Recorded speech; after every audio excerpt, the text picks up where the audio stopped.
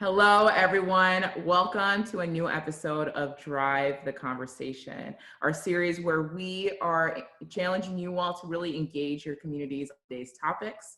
And that's what we're doing here in our series. So in today's episode, we will be talking about Breonna Taylor and also highlighting Kristen Evans. So for anyone who doesn't know, Breonna Taylor was a 26-year-old Black woman who was essentially murdered by a police raid that went wrong. And 6 months later, there really isn't justice. And we're also going to talk about Kristen Evans, who most recently, she is a 17-year-old girl. She was at university, and she's essentially the victim of a hate crime, where basically people were pulling a prank on her, and as a result, the police raided her dorm room in the middle of the night. And we just really want to talk about that in our panel today. So before we begin, we're going to start with introductions. I'll kick it off and then I'll pass it to my co-host. My name is Jewel Faguni. My pronouns are she, her, hers. I work in tech, and I'm also the founder of You Matter Studios. Hello, my name is Irene Zucchino, and I use she, her, hers. I'm a Chicago-based civic engagement professional for an education non-for-profit, and I also work as a producer at You Matter Studios. Let's kick off our introductions with Major Weddington. Good morning. My name is Vincent Weddington. I'm a major with the Dallas Police Department. My pronouns are he, him, his. Thank you for having me this morning. I'm going to toss it to David. Hi, good morning. My name is David Wang. I'm a student of art and graphic design at the Art Institute of Chicago, and my pronouns are he, him, and his. And I will pass it to Mary.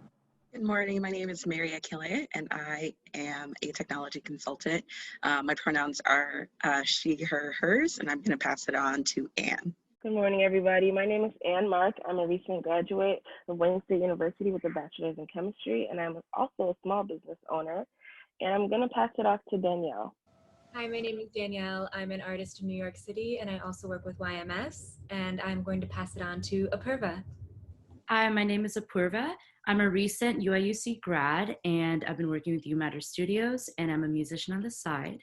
And my pronouns are she, her, hers. I will pass it on to Yoshaka. Hi, everybody. My name is Yoshika Odin. I am an assistant principal in School District 204. My pronouns are she, her, and hers. Well, then let's dive into our conversation. So I guess I'll kick it off with the first question. What were your first reactions when you learned about what happened to Breonna Taylor? So I would say devastated, and basically because a few months prior, there was the case with Tatiana Jefferson, and it just kind of felt like, you know, these things are just we're going to keep repeating. And both cases were so similar in the fact that they were both at home minding their business, and both of their homes got raided and they were killed as a result of that. So it was just like having to relive that pain again months later, you know, after having the same incident occur, and like pretty much, you know, having to deal with the fact that now we have to be out in the streets and demand justice for just the right to be in our homes and be unharmed. So yeah, I would definitely say I was devastated. I would have to second that. I was devastated. I think my first thoughts were not again. And just to think about, you know, as Anne mentioned, just months earlier, the same exact thing happening, and just asking myself, like, am I safe in my own home, right? And then how do I keep my loved ones safe? So just definitely really, really devastated. I would have to say I was horrified by what happened, and also there was so much social media of people trying to justify what happened, and that to me was equally horrifying, how people were able to do that. I think it's definitely a horrifying experience for any community to go through, any family to go through.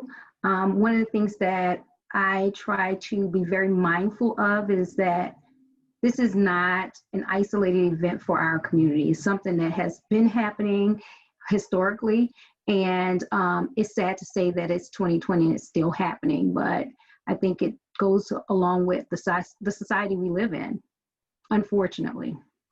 Yeah, going off of that, I think what hit me the most was you know, when I heard about the event, I was shocked, but I wasn't that, you know, confused about, oh, how did this happen all of a sudden? And I think that was actually one of the worst feelings I felt. And also remembering that the year is 2020 and we should have come so far. And, you know, this is still where we are. And just, it's so saddening. And I'll like bounce off of Porva, like, I don't even think I had the time to process it because so many things were happening. This was not an isolated event. And just like, again, the thought of someone being killed just by being in their home, it was just, I couldn't stomach it. And it's just, yeah, like when I first heard about it, I didn't want to believe it, but I also, like, it wasn't new. But yeah, for me, it was just too much was happening at the same time as well. When I first heard the story, one of the first things that I wanted to find out was what was their reason. In any police incident, one of the first questions that has to be answered or asked is, what was their reason for contact? What reason the police have to be at Tatiana Jefferson's door? What reason did the police have to be at Breonna Taylor's door? And that question was answered pretty much immediately on both of those incidences. In the Breonna Taylor incident, they had a warrant. They had an evidentiary search warrant. And that's the reason why they were at their door. We can go into what happened after they got there, but they had a legitimate reason to be there to execute an evidentiary search warrant. And so from that point, the confusion or the anger about what happened has to begin there. They did have a legitimate reason to be there. Did they have a legitimate reason to fire their weapons after they entered? That's a matter of debate, and I'm sure we'll talk about that during this forum today. Similar to what y'all have been sharing, is I felt really helpless, and once her face just started popping up in protests and everywhere, like I think about all the young Black women that I get to be in service with in my day job, and like how you can be just a 20-something just trying to figure your life out, and that the society has a way of devaluing you just because of your skin color. Well, I was going to say this. I know this is an emotionally charged incident with Breonna Taylor, and I think what citizens need to do is take a deep breath and look at not necessarily what happened inside of the apartment. The thing that upset me was not the shooting, but how the Louisville Metropolitan Police Department got to her door in the first place. They applied for or granted a no-knock warrant. Sometime between the time they got the no-knock warrant and they arrived at the door, apparently they changed their tactics and they knocked and announced their presence. I want to know why they did that. What changed between the drive from the judge's door and the drive to Breonna Taylor's apartment? What changed? The second thing that disturbs me is nobody heard this knock and announce. Her neighbors didn't hear it. People who lived across the hall didn't hear it. They have one person who doesn't live at the apartment complex who had to be interviewed 3 times before he acknowledged that he heard the police knock and announce. So the first time they interviewed him, he said, I didn't hear anybody knocking and announcing. Second time, nothing. On the third interview, he says, yeah, I heard the police knocking and announcing. After the police break in the door, Breonna Taylor's boyfriend and Breonna are in the hallway. The boyfriend acknowledged that he fired first because he thought someone was breaking into the apartment, which he is allowed to do legally. He is most certainly allowed to protect himself. He fired first. He shot the officer in the leg. The officers on scene have every right at that point to return fire because they are executing a search warrant. They can return fire when they're being fired upon. So what happened inside of the apartment is really not a matter of debate because both parties were allowed to fire. What happened before they got there is what's important. Why were they running a search warrant at Breonna Taylor's apartment? because Breonna Taylor used to date a drug dealer 2 years prior. That's what people should be upset about. How did they issue the search warrant? Nobody has seen the probable cause affidavit. When you have a search warrant, you have to tell a judge, this is the reason why we want to run a search warrant at this apartment. Here's the thing that I have a serious concern about is, I know that you said the legalities is the cause of them being where they were at her apartment. We have in this country a systematic issue because there's no validity to why they were there. And this happens continuously, even in the city of Chicago, when we have doors that are being broken into and kids that are traumatized because of some causation that the police department claims that there's a reason for us knocking down these doors. So I think our concerns and our issues are with the system that has failed our people time and time again. And I can't understand for the life of me, and maybe somebody can help clarify this for me, that we just have this, we romanticize about this justice that's coming, that's never going to come because the system is not built for us or to support anything that we have going on. I agree. I don't disagree with you. I think that a lot of times we channel our energies in the wrong way.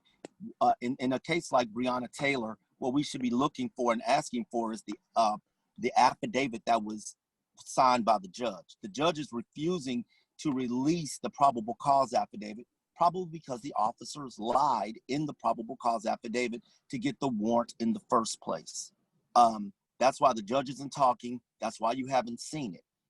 So my thing was, we should be focused in on that, because after they got to the apartment, what happens there, both parties were justified in firing their weapons. Both parties were. Once the boyfriend shoots, the officers are required to return fire.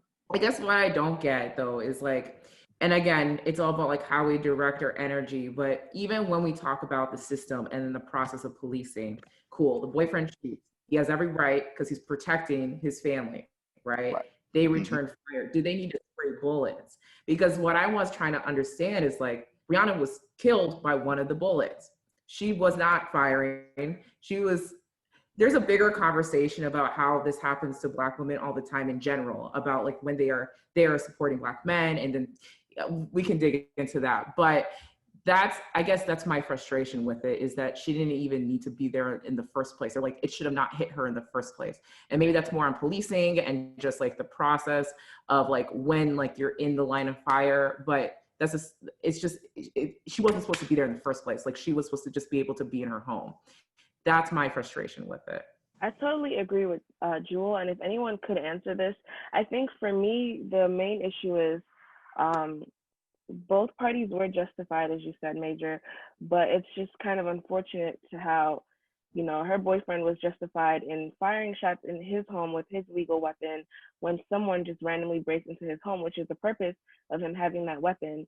And then it just almost seems kind of wrong with the fact that, you know, the police are also allowed to do the same thing in a home that they broke into with unsuspecting people, you know? Like, if you have the right to carry and the right to stand your ground and protect yourself, then I just feel like there shouldn't have been that retaliation given the circumstances of like breaking into a home. And, you know, I don't know what, you know, their preconceived notions were when they came into that specific house, but you just have to think about it like they were innocent citizens.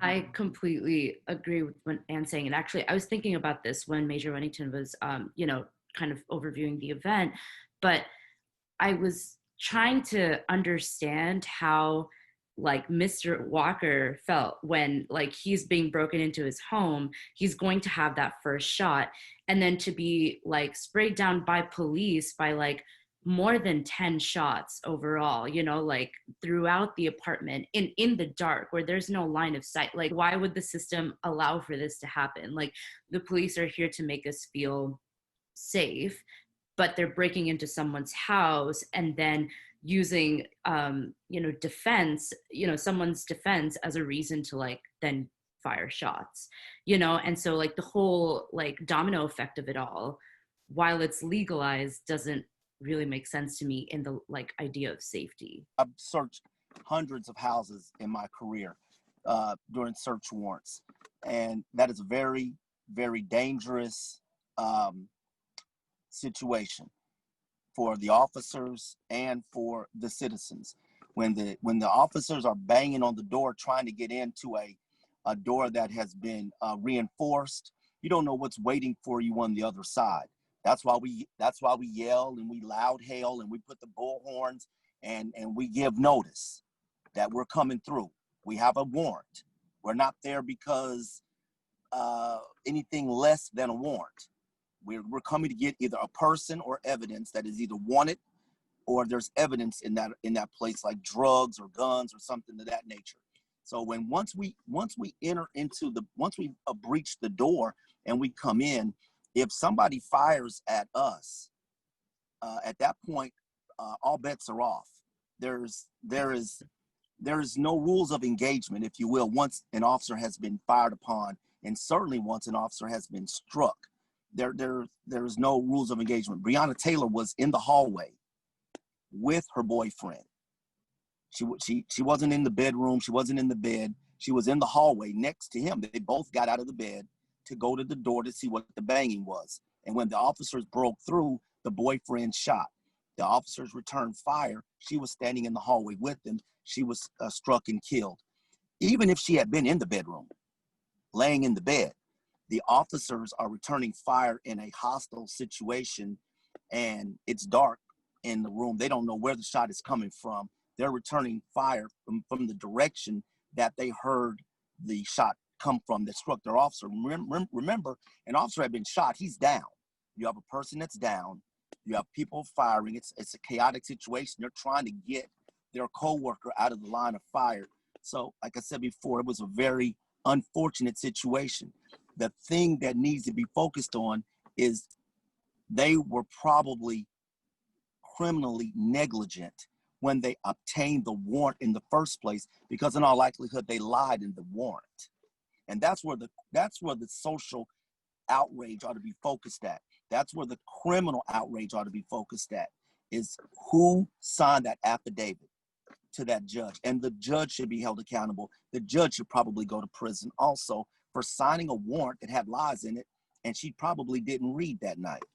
I'm curious to hear what David has to say, because we had our debrief on this and we talked a little bit about like the system and how like that's something that we need to be, obviously the system's broken, but like in terms of like the details of the whole judicial system.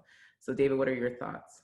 Well, one of the, like Major Weddington, one of the first things I looked at was why were the police there and the nature of that warrant. What was that warrant justified? And given what I was able to read, I could not find a solid reason to say why that warrant was issued in the first place, especially given that the primary perpetrator that they were after was already arrested elsewhere, apparently. And I think that situation was already taken care of. The second part is the indication of dishonesty in the handling of the defense of those officers as well, in the sense that I think they tried to get Breonna's ex-boyfriend to implicate her as a co-conspirator in another crime, when in fact I personally don't think she had anything really to do with it. You know, when you live in a community, you get in touch with many people. You know, some people, you know, you might get into, it doesn't mean you're co-conspirating with them. And the third part that came out to me, the grand jury, most of the grand jury transcripts were released recently, I think within the last 2 days. And what stood out to me was what we can only talk about, because what the grand jury trial only tells us is what happens after that. It doesn't really discuss into the nature of the warrant. It just tells us what happened in the situation there. So it's actually outside of what just Major Weddington just described. But going purely by what the events described, if the testimony given to the grand jury was honest, 100%, which we do not know, then Kentucky law, as it is, will have to give us the result that we were given, however disappointing and frustrating that is. What also happens, however, is that there are contradictory accounts, so we cannot fully trust 100% that those accounts given to the grand jury were 100% objective and honest. And there were some things that were released that putting at least one of the officers' integrity into question. And remember, we're dealing with a team of officers, not one. So in a tense situation like this, and I think Major Weddington was right to point this out, once the first shot is fired, there are no winners in that situation. Everybody loses. So the goal is to not prevent that first shot in the first place, of which preventing that warrant would have been a great start. But at the same time, if a single officer lacks integrity, and let's say all the other officers on that team do, in a tense situation, that particular lapse magnifies exponentially the effect of how they conduct their search. So we have indications where apparently Hankerson claiming that Walker had an AR. Now the room was dark, maybe he couldn't see, but Walker, all he had was a Glock 19. And then we also have something, some of the quote testimony that I found, something like, a woman, apparently her ear witness testimony was that one of the officers says some drug dealing girl shot an officer. I mean, we could assume that this ear witness was making some assumptions about Breonna Taylor, but Breonna Taylor has no drug history in herself. The last part, I also want to also build on what Major Weddington said about once the shot being fired, nobody wins, is that Cosgrove described feeling a cave of complete utter silence. And this is a common situation in a gunfight where you have auditory exclusion. And when lots of loud noises and lots of stress is heaped on a person at one point, they sort of experience a tunnel vision and tunnel hearing. A lot of details can be missed. If someone were to say that the judgment that was rendered by the grand jury, the only indictment being wanton endangerment, was unfair. My personal feeling is that I agree, but also that mostly that's because the details of this case are so muddled and confused. And I think what Major Weddington said in that we focus, the clear focus that we can latch onto in this case is whether that warrant was justified in the first place. Yeah, so for me, at least, is kind of taking a look at the justice system as a whole. And, everything that I'm hearing is, taking a look at the warrant, whether or not it was justified. So for me, I'm like, okay, there's a breakdown there. And then going into the fact that there's potentially implicit biases within the officers that were issuing the warrant and going to her home. So then there's another breakdown there. And then also thinking about the fact that, once there is an engagement or a hostile environment that, no one wins. So then the result of excessive force then becomes, from in my perspective, again, another breakdown in the justice system. So how do we fix this? Because if I am a civilian and I feel that, my house has been broken into and I want to protect it, and I do end up firing that shot, then, once that happens, the police no longer are protecting me because they are also feeling, that their lives are also in danger. So how do we fix that? Is there a way for the justice? How do we fix the justice system? That's what it comes down to. There's so many different issues that are at play here. So that's just my perspective. So a phrase that has come out of conversation, like a couple minutes ago, it's a direct quote: "We romanticize the justice that's never going to come." So I just want to see what you all think about that statement, especially considering the rapid succession of events from Ahmaud Arbery's shooting to now with Breonna Taylor and what had happened, the decision that had been placed recently. So again, the statement was, "We romanticize the justice that's never going to come." That statement really resonates because justice can never come, because justice would be Breonna being alive. What we are asking for now is accountability of the system, of the officers, and anything that we are asking, it is at the bare accountability, because justice would be her being alive and all of these innocent people who have been taken being alive. I completely agree, even with the statement, and not to be pessimistic, but I just don't really see that for this country in the near future.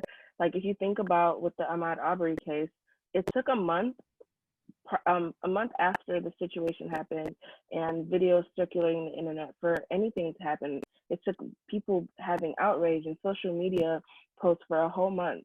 And then with the Breonna Taylor case, after 6 months of, having her be the face of the movement, having her on t-shirts and social media posts, and, even her becoming a meme, in whatever sense, you want to take that as. After all of that, we still didn't get any type of justice for her situation.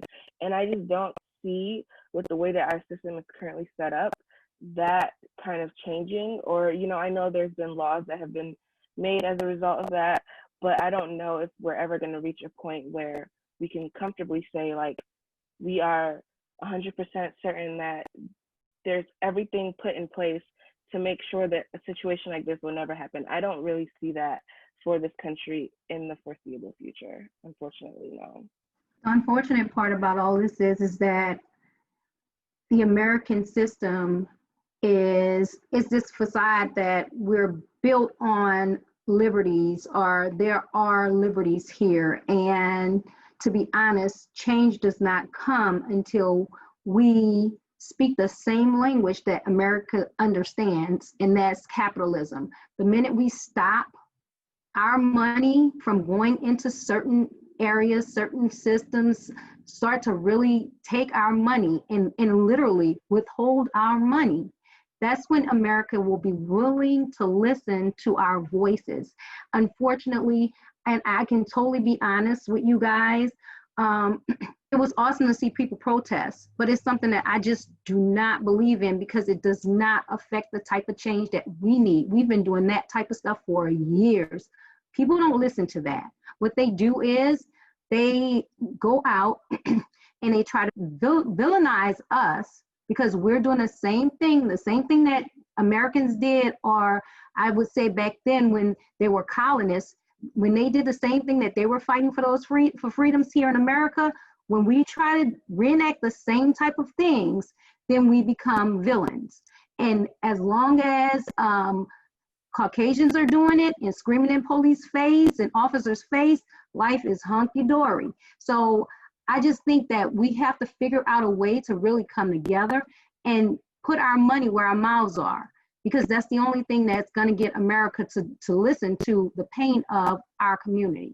In terms of the system too, talking about like how flawed it is and how it's so difficult to make these changes because of the way that the system's built. And I think like you bring up a really good point about how like capitalism, and like you can't hear people's voices unless, the money is stopped and the money is paused, One thing that came to my mind was that like we still, don't have a system that represents the population of America.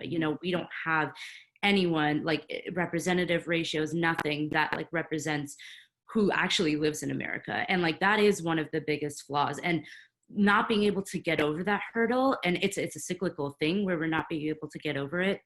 But that is, I think, one of the most difficult reasons that we're not able to actually see change.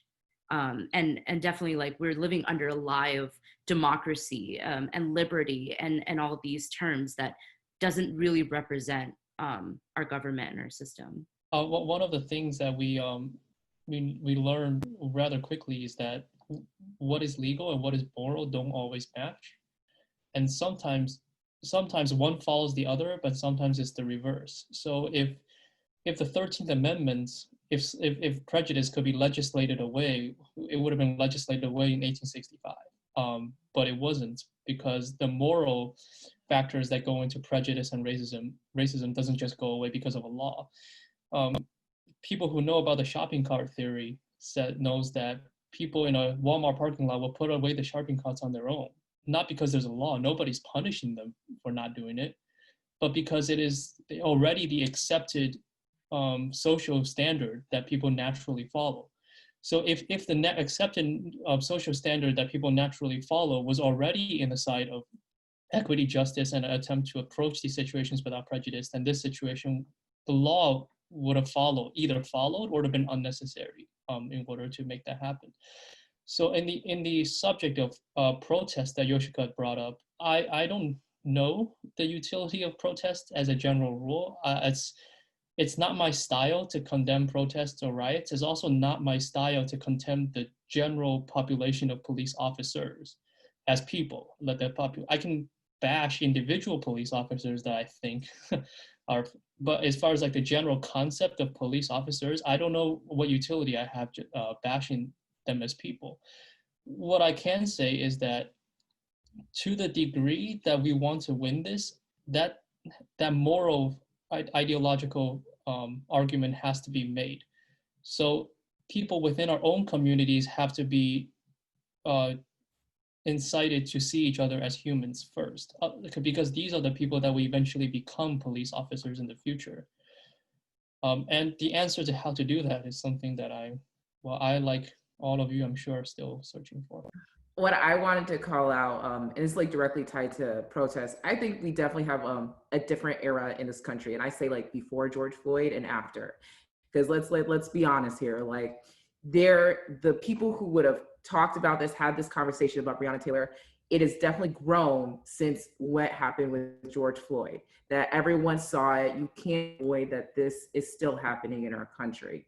So when it comes to how that's reflected into protests and how, it's not just Black people protesting, it's not just white people protesting, it's people in the Asian community, Latinx, like everyone is protesting. I think what the utility of protesting is that it amplifies the cause in itself and it causes people to really build that empathy. But I do agree, it's like, how much does that apply pressure to change the system? And I think another thing is like identifying what parts of the system need to be changed. So I think someone brought up like the grand jury a couple times. Well, I saw this video that Judge Mathis, I don't know if y'all know who Judge Mathis is, but he has his own show, but he's a prominent judge. And he was talking about how we even need to like eliminate the grand jury in itself, because the grand jury is in, and again, I don't know too much, but just from like what I was hearing, the grand jury is very influenced by the prosecutor. And the prosecutor is typically tied with the officer. So there's all these little things that I think we're also misinformed on, that we need to like learn more about and understand what is our power as citizens to actually change the system. Because I mean, if we even think about the show itself, how we're having this conversation, it's to get us thinking, but then what is the next step? How can we actually change the system? Because it wasn't, it was built off slavery, right? Like, let's call it what it is. Like, this system was broken from the beginning. So how can we reconstruct it and build something that actually is here to serve us? So those are just my thoughts. I think one way to do that is obviously by voting, because a lot of the laws that are in place are written by people that have been elected into positions of power. So I think one way to do that outside of protesting would be making sure that you're going out and voting and actually reading, what these the individuals that are running, what they stand for, right? Because that's one way to take back power as well. An informed citizen is definitely something that's critical in order to enact change. It's not enough to just protest.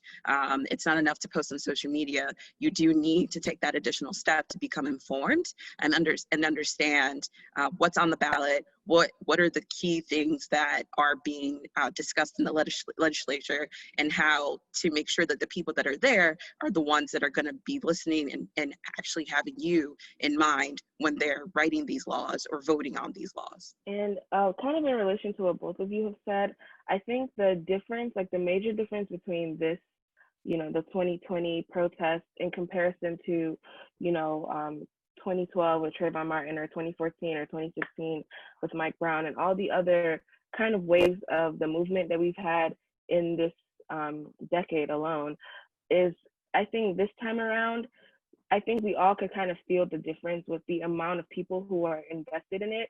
If you think back to like 2012, like saying just the statement Black Lives Matter was like almost taboo. Like companies were not taking that on. Think about Colin Kaepernick and all the things that he faced just for using his platform to advocate. And now you look in 2012 or in 2020, sorry, and athletes are wearing the jerseys on their back and everyone is just kind of for the movement. And I think the power in that this time around is the numbers. So we have more people who are on our side, more people are coming to understand. And that way there's more people who are willing to advocate, in their local government levels. There are more people who are spreading the awareness, more people who are protesting and more people who are buying Black and more people who are, going out and voting and advocating for voting. So I think that's the difference. Like the more awareness, we can get, the more numbers we have behind us, that's what's going to continue to push the change. Because before, I don't think that there was, there wasn't enough, what's the word I'm looking for? It just wasn't back to the way it's back now. So I think that if this trend continues in the future, that way it can just reach, like the movement this time around was global. There were people protesting in every country in the world. So it's just definitely kind of hoping that this momentum continues. I think that's another way we can impact change. So the word justice, like I gravitate towards when I challenge y'all to explore the statement. I'm thinking about how much of change isn't necessarily concentrated on the system. Well, it is. I think there needs to be something that's done, but at the same time, I'm thinking about what are the choices that we do as a society that lead us to inform the implicit biases, the behaviors towards Black women. We don't tell stories of powerful Black women enough. It has to do with just how society, we as a society, there's choices that we do every day that contribute to this whole big issue.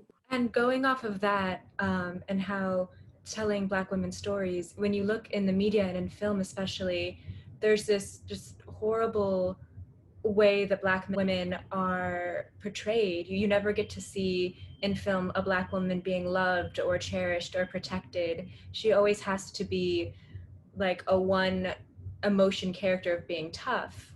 And that's just so damaging, especially because Black women are so beautiful and nuanced, and we never get to see that in film. And I think that does subconsciously influence how people see Black women in the real world. Absolutely. I think it's that one perspective that we always see, and we don't actually see the very, necessary humanizing factors that, Black women have, and they're not shown in film. So the implicit bias of knocking on, Breonna Taylor's or Mr. Walker's door, and then they have that image that's shown in media in their mind of what's going to happen, and not she's just a woman sleeping, or they're just a couple and they're figuring their life out. Things like that just don't come into. Yeah, I think it has a lot to do with just the miseducation of our society. Not only in schools, but also when it comes down to policing. When we look around the world and we see the criteria requirements in order to be a police officer, in some places is really extensive. In America, you just graduate, you go through the academy, and here you have it. And keep in mind, these kids are, and I shouldn't call them young men and women, and not all of them, because I have family members that are police officers. I have friends that are police officers, but a lot of them are educated by the same system that teaches the most demeaning part of history in America, and minimize African Americans as people. So they don't see us as people a lot of times. So that has a lot to do with just being miseducated. And I want to add on to that in terms of specifically the education system, and we're talking about when we learn about Black history, we spend a lot of time on slavery, but we don't talk about all things Black people have succeeded in. Oh my goodness, Hidden Figures, right? Why did I learn about them when the movie came out? Versus I'm a Black woman in tech, that could have really helped shape my trajectory even earlier. So I think it's yes, representation matters when it comes to the screen, but it also matters when we learn about historical figures and how we not only built this country, but it's thriving because of us. So I think because all officers, anyone that's going into an occupation, the assumption is you're still at least going through grade school, right? So how are you learning your history? How are you learning? That's shaping your mindset. So I think that's something we need to change as well. I'd like to direct this question to Yoshika, because you're a system principal, and therefore you are a Black woman in a position of educational leadership. I'm curious, what kind of challenges that you've encountered that in promoting an education that will serve to humanize and add dignity to Black women, not only Black women, just minorities too, and also how do you feel that your position as a Black woman in education leadership has also inspired the students that you work with? Thanks, David. That's a great question. What I definitely try to ensure that I build positive relationships with all of my kids, and really making those positive connections with our kids who have been historically, because I don't like to say minority kids, but historically disenfranchised is really, really important to me. And having those connections with them where they understand that they're not just one page in a history book that tells them that, oh, your ancestors were slaves, oh, your ancestors went through all of this hardship, but America couldn't be what it is if it wasn't for your ancestors. So I really try to make sure that I have those conversations with kids, and I try to impart certain knowledge into them every single day that I come in contact with them. And trying to handle situations that will come off as, and I don't want to say racist in a sort, but when people do have, I guess will give you those little microaggressions, teaching kids how to handle those things. And also calling people on the carpet about their mess when they need to be called on the carpet about it. That's so, so important.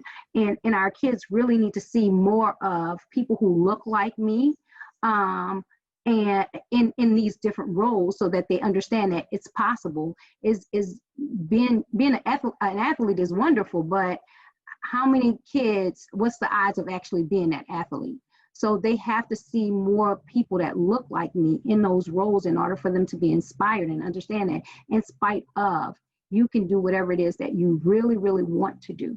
So I really try to make sure that I am around, I am out, and kids see me and they can really have that bond with me, so that they have those conversations with me even after they leave my building and go into high school. Oh, thank you so much. Like, that was such a really good, like very powerful answer, and to compliment what you had said. So I work primarily with Chicago public schools, and in my position, one of our main goals is to choose certain schools for school beautification. And in my position, it's so powerful when we study the demographic of a school, and when it's predominantly Black and brown, we intentionally paint. In those beautifications, we include murals to include leaders that look like the kids to aspire for, because imagery is so powerful. Curating a space in which your kids are reminded that hey, you are of the same blood as Barack and Michelle Obama, of Frida Kahlo. It does change the game a lot. Thanks for the historically disenfranchised. I like that term. I think I'll start using that one. I think it's more accurate. I think you also brought up a good point, which is that we as a community also need to do a good job of highlighting our heroes that are outside of sports, right? And we need to do a good job of getting that represented in movies, because I'm just thinking back to all the movies I've seen. A lot of them have been about sports and how we change the game, but we're also changing the game in so many different other areas that we need to highlight. And I think that's why having these conversations are very, very important. If I may, I'd like to address another question to Major Weddington as well. It's a similar question to what I asked Yoshika. You are a respected member of the Dallas PD, a 29-year veteran, and a Black man as well in a position of authority in law enforcement. How has your role in fostering and training others, how do you think your example has improved how law enforcement works in your local area? I think we do a good job in Dallas. We definitely have work. We still have work that needs to be done, but I think Dallas is a department that the rest of the country could look to as an example of how community policing works. It's a department that mirrors the community in which it serves. We have a engaged command staff that tries to minimize or make sure that we don't have these type of incidents that are occurring around the country. we've been fortunate that we haven't had high profile incidents such as what's happened in Minneapolis and in Atlanta and places like that. And I think that's because of the training that we have in Dallas. When you get to smaller departments, they have very little training. Whatever their state minimums or requirements are, that's what most of those departments have. They meet the state minimum and that's it. So Dallas, even though still in the state of Texas, it requires more hours to be a beautician than it does to be a police officer. These are some of the reforms that are going to need to take place. I've always said that the minimum educational requirement for a police officer today should be a bachelor's degree. The FBI requires it, but you have a lot of police departments in the state of Texas, large city police departments, you just have to have a high school diploma. And I've always said, if you have an uneducated individual, you'll get an uneducated response to a stimulus. So these are some of the reforms that need to take place to bring policing into the 21st century. And I'm not immune. Let me say this. I was a Black man before I was on the Dallas Police Department. And I tell everybody, the reason I became a police officer was because of what happened to me when I was a freshman at the University of Pittsburgh. I was in downtown Pittsburgh, waiting on the bus to go back to campus. And a Pittsburgh paddy wagon stopped. The officers got out, grabbed me, handcuffed me, threw me in the back of the paddy wagon. They didn't tell me anything. They picked up some more people along the way, and they stopped after about 20 minutes, and they started going through everybody's pockets. They went through my pockets, and they found my University of Pittsburgh identification card. They said, "Why didn't you tell us you were a student at Pitt?" I said, "Nobody asked me." They then unhandcuffed me, threw me out the back of the paddy wagon, and took off. I said, "I'm going to be a police officer because I don't want that to happen to anybody else." So my career has been geared towards internal affairs and public integrity. I've worked in those units for almost 10 years out of the 29 years I've been on the police department, because I want to get rid of the, quote, bad apples that we have on the department. That's been my mission statement since I became a police officer. I have a question, and it's also directed towards you, Major Whittington. When things like this happen, right? So like if we go back to what happened to Breonna Taylor, right? What does the conversation look like in police stations, if that makes sense? Or what is that, what is that conversation? Is it like, we got to do better? Like, I'm just curious. Well, the first thing that I think happens is, the first thing officers say is, "I'm glad it's not our city," number one. And then secondly, they start to critique what actually occurred. Officers are going to look at it dispassionately, not like the citizens do. They're going to say, okay, tactically, did they do everything correct?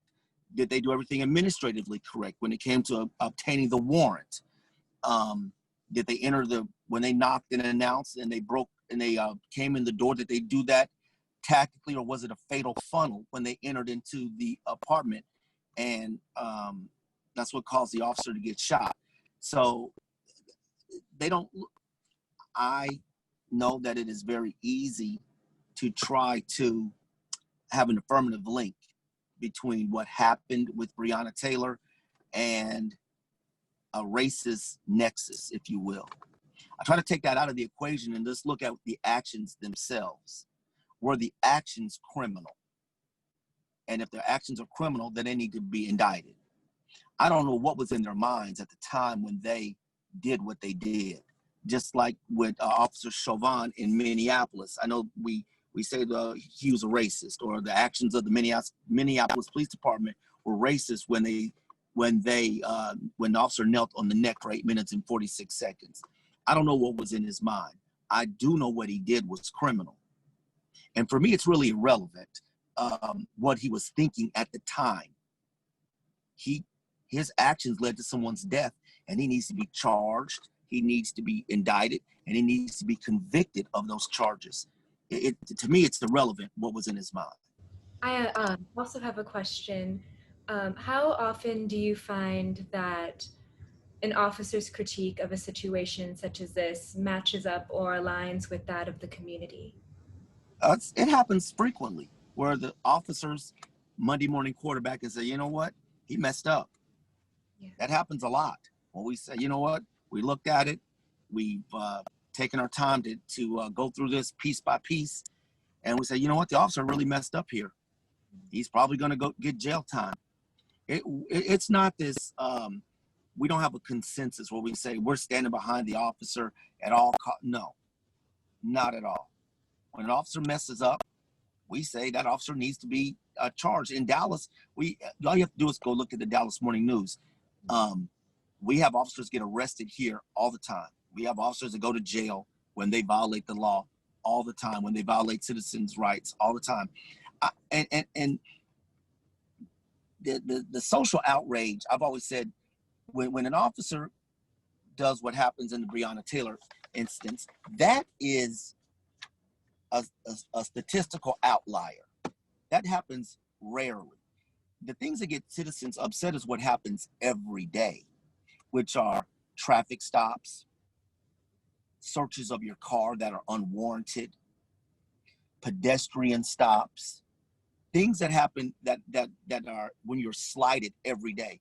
Rarely does an officer shoot somebody. That hardly ever happens. But getting pulled over on traffic for no reason, that happens a million times a day. And I think that's what gets people upset. And this era of protest is nothing new. I don't think anybody on here is over the age of 40, probably not. I'm almost 60. I remember when I was in high school in 1980, before anybody here was born, there was the Arthur McDuffie incident in Miami, where the city of Miami went up in flames in May of 1980 because a Black man who was a Marine was stopped on his motorcycle, and 4 officers beat him to death, and they were all found not guilty. This is just your season for this. This has been going on ever since I was born. We've had these types of incidents, and we've had protests. Rodney King happened, and the officers were found not guilty. The reason people get upset is because justice is not served. That goes back to what I was saying originally. Like, this is nothing new for our community. It's something, now it's being recorded, now it's being videoed, now the world can see what our community has always known. It's always been discussed. I'm originally from New Orleans, and people talk about things like this that have happened since God knows when. So it's not that it's new, it's that people are tired of it. And we should be more than sick and tired of it, because you don't find incidences like this that occur in Caucasian communities. You don't find that. It's very rare that you find that. Okay, so if you can restrain yourself from doing certain things like pulling your gun out and killing somebody that looks like you, why is it that you can't do the same for someone who does not look like you? So I think it goes back to what you were saying when you talked about the training aspect of things, because it's easy to pull the trigger on somebody who you've learned to dehumanize over time.